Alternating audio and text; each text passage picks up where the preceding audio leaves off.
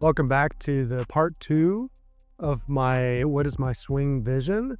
In the first video, if you haven't seen that, I kind of talked about the qualities that I would like in my swing. And then I was gonna, the plan was to show you visuals, so different positions that I want to try and get into from an artistic standpoint, and what do I want to present, I guess. I was going to go into the bay here, and then we'll flip on a couple cameras and show you the positions and stuff. And then with this swing vision, that'll kind of lay the groundwork for later on talking about really going deep diving and exploring all the different little intricacies of the why. So these 2-part videos is more about the what, but in between doing the first part, which I had to film 3 times to get it to work. But now I'm doing a little bit better with the technical aspects of here and getting it to work. So hopefully this time will be good to go in one go. But between last time when I talked about the swing qualities and this time when we're gonna do some of the visuals, I remember that I had this sheet of paper in a journal that I have, and it was literally so I have a whole list layout here of what my swing vision is. So kind of like being a CEO of a company where you set a mission, a vision, and then the values around the company. So it's like a company can be anything it wants to be. So when you lay out a vision like that, then it will draw to you the people that you need and what you need, and the decisions you need to make. It's like, do I go down path A or path B? Oh, well, path B satisfies, or it's more in alignment with that mission, vision, values of the company. So I remembered I had this, so I wanted to share some of these things before I pop into the bay, and then we'll talk. I'll show you the quick visuals. Gonna try and keep this to 20 to 30 minutes again, so it'll be a quick gloss over. I'll get into all the whys, but if you want to ask some questions about oh, why are you doing this, why are you doing that, go ahead and pop those in the comments, and then hopefully I can get a chance to read those before filming some of these next ones, and then maybe I can incorporate those questions into as answers into the videos. So I talked about qualities, and then originally it's qualities and then visuals, and then maybe some numbers, data. But on my thing here, on my sheet of paper that I laid out for myself, that I wrote down and really thought about, I had it broken into different categories. So there was mentality and demeanor, the body that I would want to have, the swing and game style, my apparel, my equipment, and then other. And those were kind of like the characteristics of my avatar, so to speak. And then I had some of the visuals for the full swing, which is what we'll do next. But let me just gloss over real quick the performance characteristics of my avatar. So for those of you that, I'm not a video game player, but when you do play video games, it's kind of like you can build your player to have all these different height, weight, strengths, weaknesses, all those kinds of things. So you can do that in a video game. So it's kind of like doing that with if this is my video game and this is the avatar that I'm working with, how do I get the most out of this avatar? And also just what's my vision? What do I want it to be? So from a mentality, demeanor standpoint, I'm super friendly. So I'd want to come across as friendly. I'm laid back. I got long hair. I'm kind of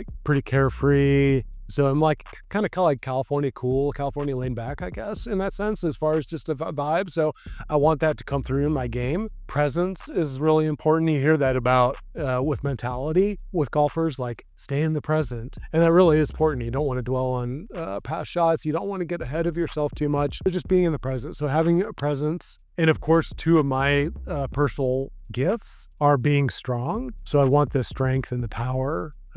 So my swing, it really kind of needs to be a strong power swing. And then grounded, we talked about in the first video that in an astrologic birth chart, I'm super heavy air, which is a gift. It's a pro and a con, and I'm really low in earth elements. So for me to be balanced physically and energetically, it helps me to be grounded.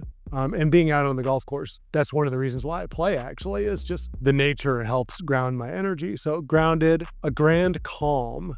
People kind of describe this about me when they meet me in person. Is just when you're in my physical presence, there's I just have a natural kind of calmness about me, and it's puts people at ease, I think. So a grand calm. I have roots, tree. That's, to me, that's about just being grounded also. Sometimes I'll touch a tree. kind of like literally the proverbial tree hugger. But that, and I can get into that at some point, the details of it. But like sometimes I'll use trees as like grounding exercises to get me out of my head and get me more grounded, joyful. Like I want to have fun out on the golf course. I don't want to be angry or upset. Like, so let's have fun, confident, want to believe in myself. And when I say myself, it's not just myself as Jaacob, but just kind of like my higher self in a way. And, like we'll get into that as well. In the flow. So this kind of like talk is being about, it's in the zone, being in the flow. It's not trying to swim upstream. It's just riding the current and being in the flow and not trying to like force things and force issues, but just be in the flow. I have here focused on winning. And this is now, I think I kind of moved, I don't know if I want to say I've graduated past competition, but I probably did this back when I was like studying winning and how to win. And once I kind of like figured out how that works, I guess, then I feel like I'm kind of over competition, and I'm more in the collaborative space and the joy space and the love of the game space than in the I need to like win or beat another person kind of space. So that's the mentality demeanor. My body, if we talk about an avatar, it's important for my body to be relaxed, so not super tense. And sometimes when I've seen myself in video or on TV cameras or magazines or something, and like I'll be in the middle of a shot and there's like grit on my face. So it's important for me to like have a soft grip, have a relaxed jaw, relaxed tongue. So sometimes one time that was my swing thought for a whole tournament was just kind of keeping my jaw relaxed, and that was stay grounded, keep my jaw relaxed, and that helped me play more relaxed in the tournament, and it really helped me play a lot better. Have my eyes be soft. So again, like sometimes I see myself on TV cameras and I'm like super, super intense. And like, so it's just relax, have soft eyes, walking tall. So not kind of like slouching or dragging, just like stay confident, stay tall. I am tall. I'm 6'2". That doesn't really matter, but just walk tall is more about the vibe, I think, than like the actual physical tall. Use my strength, use my power, be flexible. I need to I'm almost 50 now, so like I guess having to spend a little bit more time on mobility work to remain flexible and mobile, but that is important. And then health, again, I'm being almost 50, I've got a lot of life behind me. I hopefully still have a lot ahead, but I think about longevity and I think about trying to live as long as I can. But like also in doing that, I want to live well. So there's a health component to it. I want to be healthy. And for me, my weight and body fat, I'm best kind of around 215, 13% body fat. I don't know my body fat, but I'm probably 216, 17. So I'm pretty close to that right now. The heaviest I ever been was maybe 236, I believe. So about 20 pounds more. And anytime I get above 225, I really start to see it in my face and in photos. So like I'm kind of mostly there now with my body. So I just kind of want to like take care of that. And that's part of the health thing too. And then symmetrical and proportional. So when you do a lot of like golf fitness things, I used to do fitness magazines. So you don't just like, do curls with your right hand only, and then you don't do your left-handed at all. There's a balance. So we're swinging a lot, either right-handed or left-handed, whatever direction you are. So I try and make my training, any kind of training that I do within reason, be symmetrical, so that I don't have and this gets into balance, also body balance. So that's important from a number of reasons. So that was the body, like my avatar. I don't know, we might have to make this a 3-part video and show you the visuals next in a 3rd video, but we'll just kind of see where we go. And then for the swing game style, so I want my swing and game to be consistent. I like it to be creative. So for me, I'm really good with spatial aptitude, and it's fun. Sometimes people play with stock shots, and maybe there's it's like beware the guy that shoots one gun, he knows how to use it. I forget the term exactly, but there's a lot of advocacy out there for just playing a stock shot all the time as much as you can and deviating from that very little. But I like to play, I like to see the ball kind of move with the shape of the hole. That's just kind of fun for me. So there is a creativity that is joyful for me, so I want to do that. Fierce grace. This gets into that grand calm a little bit, but like my wife, when we first met, she described my swing as fierce and graceful. So like I'm calm, laid back. Try and swing pretty smoothly without tension, and I swing with some flow. But the mechanics that I learned early on with Mike Austin, and just that I was trying to hit it far too, but in a way that was like graceful. So her immediate reaction to seeing me hit balls was like, there's a ferocity to it, a fierceness to it, but yet grace. So she always just kind of describes my swinging game as fierce grace. So I really like that, and I think that is like a true thing for me to like try and have that and be that. I do like effortlessness, like a Fred Couples kind of thing. So trying incorporating that, but yet at the same time powerful, efficient. So I don't like extra motion. There's a thread of efficiency that I like. So we're just going to eliminate as much extra motion as we can and just have it be super, super efficient. And of course I want it to be accurate and precise. I do want high club head speed, of course, but at the same time having it be smooth. So right now, Jake Knapp is like really popular on tour for having high club head speed, but a smooth looking swing. So that's kind of been a staple of my swing throughout the career. And even when I was in my 20s, my swing was similarly fast to his, in the upper 120s, around 130, but yet it was smooth. And then I could max out.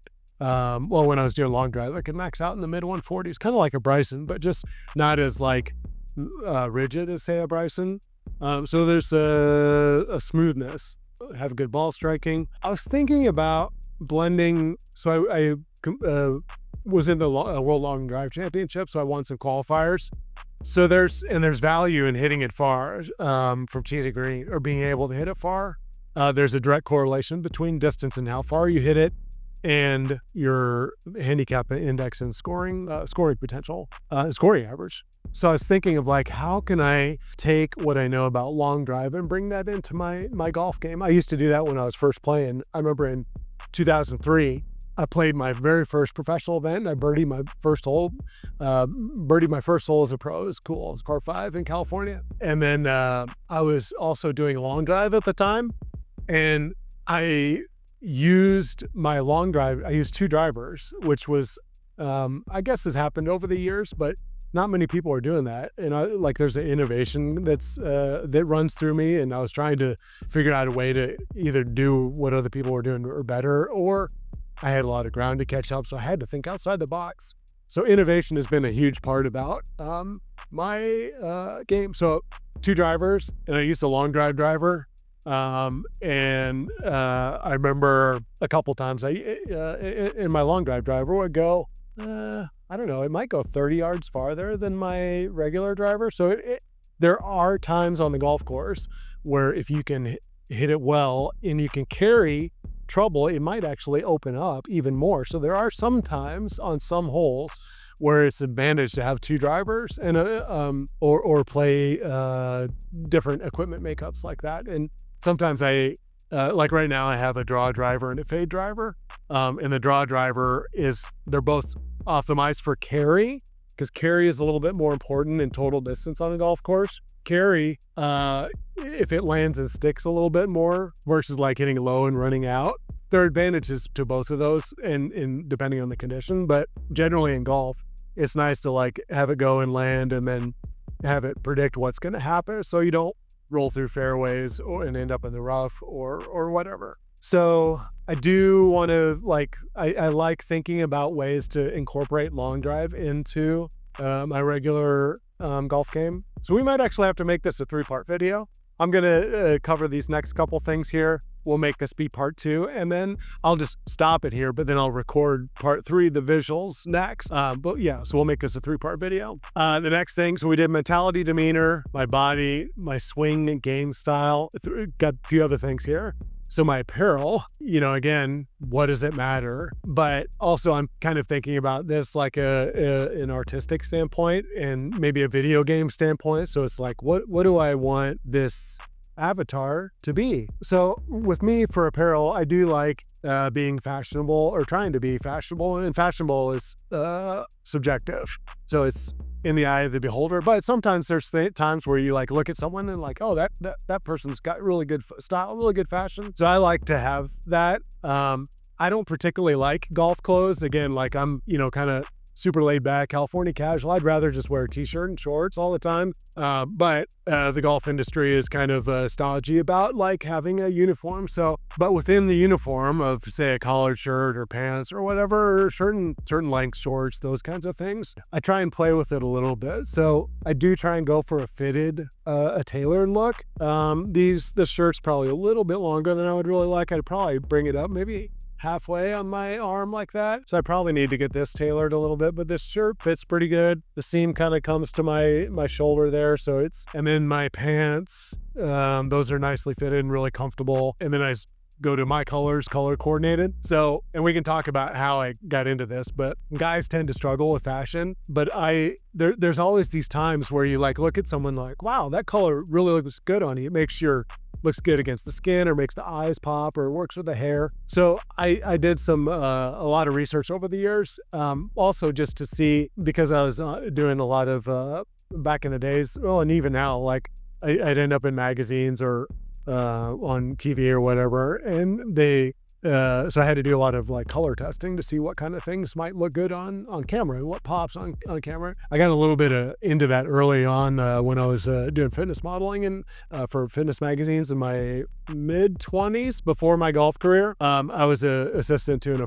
a photographer, and he always gave me some good advice. So I learned a lot about lighting. So like right now I have a light on me to help kind of light me up. I had my clothes are not quite fitted how I'd want, but pretty close. They're comfortable. And then I have some colors that are like reasonable. I'm not like perfect with it, but I try and do like, I don't know, I guess I like to, the reaction that I have when I see some people that's like, oh, that's a good color on you. Like, I kind of want to identify what that is for me, but then I also don't want to like wear the same thing all the time. So currently I try and keep my style simple also. So I'm just basic colors. I'm not really a print guy. But anyway, so color coordinated, my colors, casual, because I'm, my personality is casual. So I like to bring a casual into that, athletic. So, again, like in fitted. So I probably want to get my sleeve turned up just a little bit there. This is okay, but I think for me, like I really like it up there. But anyway,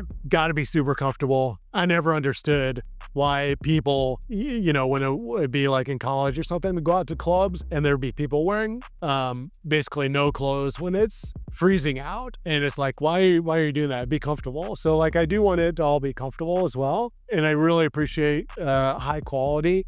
I don't like cheaply made things. And unfortunately in the United States, there's a lot of cheaply made things. It's all about making the most amount of money for doing it as cheaply as possible. So there's just a lot of like low quality stuff in the United States. I don't really care for that. If I want to have something, I want to have it be good. I don't need a lot, but what I do have, I want it to be like really good and really high quality. Again, relaxed, which is part of the calm, casual, clean, nothing wrong with being dirty, getting your hands dirty. I do that, but like also like try and be clean, well kept, chill. I do like a natural, like a polished natural look. So part of the reason for me having the long hair is one, when my dad died, my hair receded a little bit. So I was like, all right, well, let me like grow the hair while I have it. But then the spiritualist in me, there's a lot of cultures that really, I don't know the word, the respect for hair is really, I think you get what I mean. There's like certain cultures where you don't cut hair. And even like from a biblical standpoint, if you talk about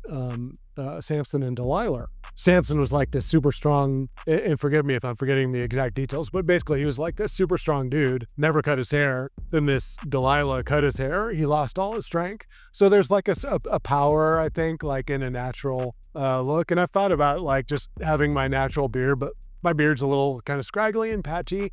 And then also like when my dad passed, you could probably see like I'm starting to get like a thread of white gray come out.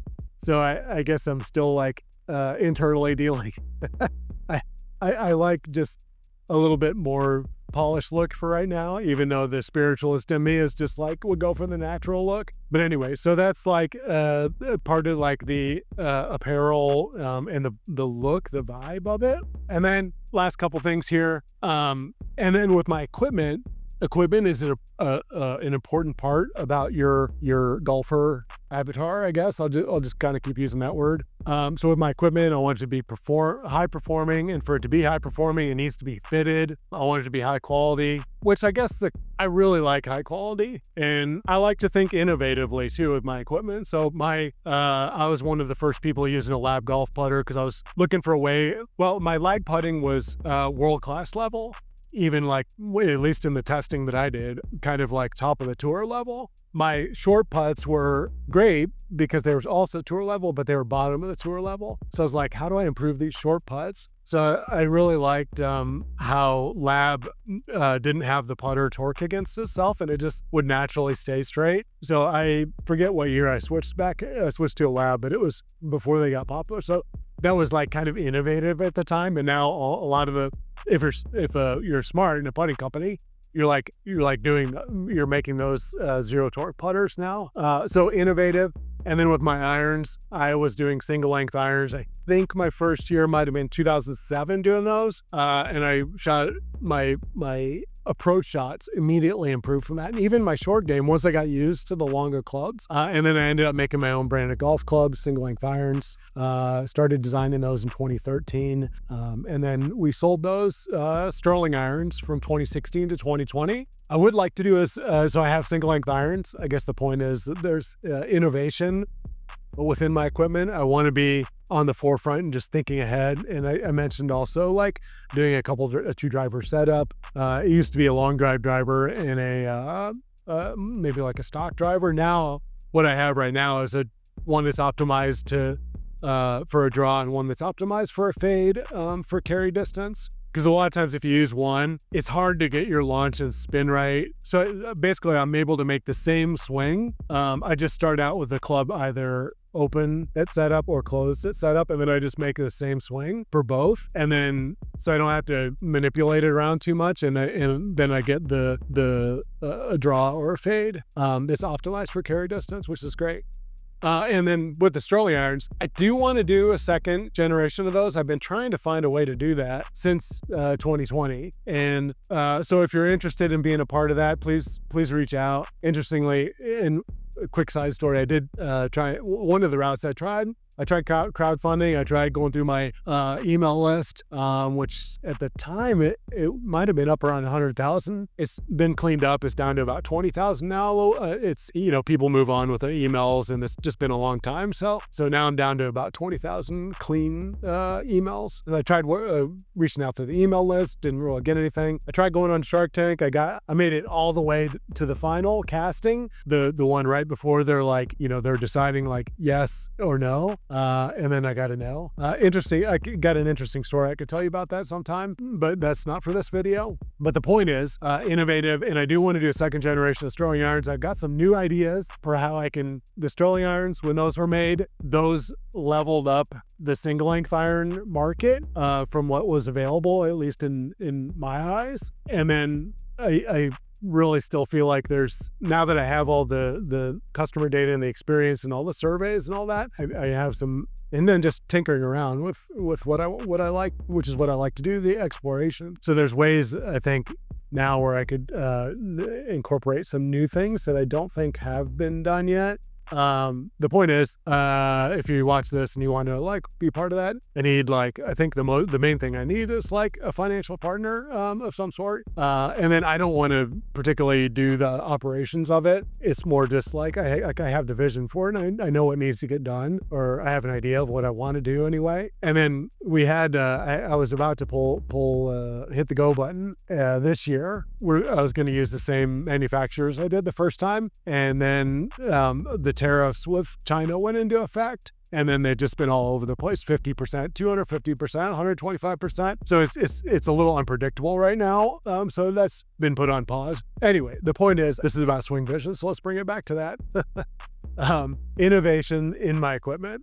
Last thing is my other category. I want it to be innovative, which I already mentioned. I want it to be functional, effortless dominance. You know, I need to remove that. This is an old vision. I've kind of feel like I've graduated past competition now, so I don't really, the dominance doesn't really isn't really pulling my heartstrings now. Honest integrity, like integrity is a big core part of me. So, you know, if you're a sponsor and you want to like reach out for logos, either personally and you have the means to do that, please reach out. And you want to do it anonymously or something, I can give you my Venmo or something like that. Or if you want to, if you're a corporation, integrity, and it's not a matter of saying integrity matters and then not acting with integrity, which a lot of companies do. So integrity is like a real thing for me. Lives, plays abundantly, engages with fans. So when I've been in tournaments, I've played some like various tour events where there's a lot of fans around and stuff in galleries. And I always appreciated as a fan when pros would walk between the ropes and interact with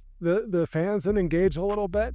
So that's, if I'm in those situations, I really try as best as I can to be engaging with fans in tournaments. Some of the players are not friendly at all to fans. And I've seen some, I don't know, I'm not going to say names this time, but I've seen some fans or some players be pretty rotten to fans, pretty rotten to volunteers. And it's like, come on, like, they're the whole reason you're here being able to do this. So engaging with fans, this is a vision. So 5-star accommodations, I want to try and take care of myself. So it's not about luxury. It's just about trying to take care of myself and live well. I've spent the time, I've slept in my car. I've slept in a tent on the side of the road. I've lived in a old dirty garage, like just, you know, trying to make this. So that's really not the best way to play well. It's much easier to play well when you're taking care of yourself and you're living well. I think because you're like removing those stresses, you want to set yourself up to play well. So I really try and like as best as I can. You know, for me, for example, flying, me being in a middle seat at 6'2" and 215, it's really uncomfortable, and my knees are hitting the front of the seat. So flying first class, for example, is not so much about flying first class. It's just more of like I just fit in the seats better. Or I haven't flown privately, but I don't know, that would be fine too, I think. And then having a great team around me, the greatest team member I have and has been with me the whole time is my wife, or almost the whole time. 2003, I turned pro. 2004, we met, so she's been with me almost this whole time. And if you haven't watched the podcast on the YouTube channel here, check that out in the 3rd episode, which we just filmed yesterday or the day before. We answered some viewer questions, which is fun. I'm going to post that pretty soon here. So a good team. And I think that's the other category. Just kind of looking over it. Now I'm like down to the part where it goes to the visuals of the stock full swing. And I'll show you the video, the things for that in the 3rd part. There are a few characteristics. So smooth, balanced, fierce grace, efficient, powerful, accurate, consistent, usable for long drive and golf. So try and want to like pull long drive swing into golf if I can, because distance is so important in golf. Have a stable head, not a still head, but a stable head. I had a tryout with the Minnesota Twins, and I remember playing in the Metro, but just kept playing in the Metrodome when you like were trying to track fly balls against the roof. It was really light colored, so it was really hard to see, and particularly in that situation. But then in general, when you're like tracking a fly ball, it doesn't really help to have your head bobbling around. It makes it too hard to focus on where the ball is going. So you try and run fast, run quickly, but like steadily, so that your head's not bobbing around, so you can track the ball. So I tried to like bring that into golf also, and that was something that really helped me. It was like, all right, when I swing, like having like a little bit of, it doesn't need to be rigid still, but like let's just keep it reasonably in the same area until at least after the ball's gone, and then it doesn't really matter at that point. Although aesthetically, as far as my swing vision, it does matter, and we'll get into that. But from a performance standpoint, once the ball's gone, and it doesn't really matter what you're doing after that.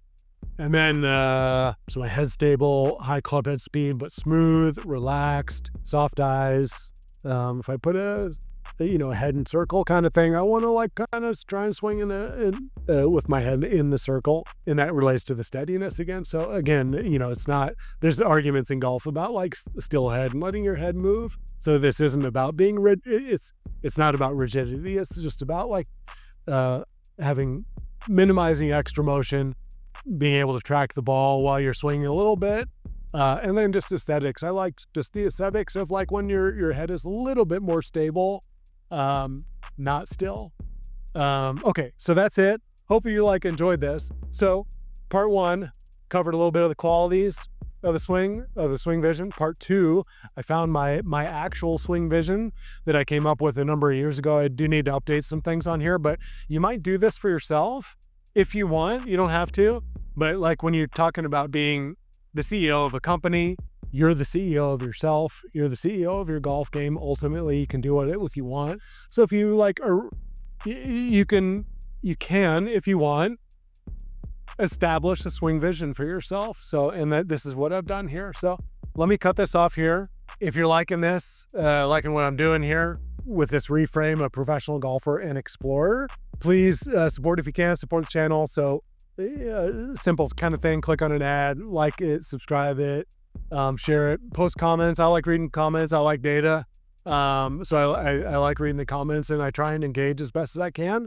That gets a little bit more difficult when you get a lot of comments. And then Swingman Golf. This year, I'm really trying to move Swingman Golf from its 3rd iteration to its 4th iteration. So if you can, please support Swingman Golf. That'll really help. It costs money to hire all the help and support and programming and all that stuff I need to do all the filming and editing and all that. It takes a lot of resources to be able to do that. So please support Swingman Golf if you can.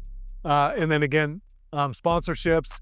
If you want to send me a tip or something, my Venmo is Jaacob Bowden LLC, JAACOB BOWDEN LLC. Or so if you want to do it anonymously or something like that. And then corporate sponsorships also. I got logo space available, title sponsorships available.